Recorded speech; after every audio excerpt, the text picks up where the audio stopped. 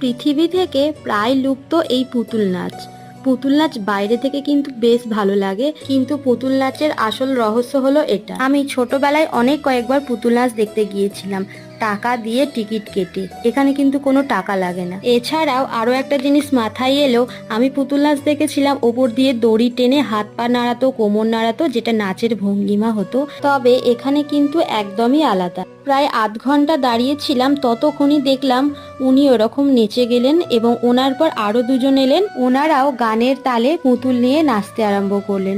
বাইরে থেকে দেখুন কতটা ভালো লাগছে, আর ভিতর থেকে কষ্টটা দেখুন কতটা কষ্টের।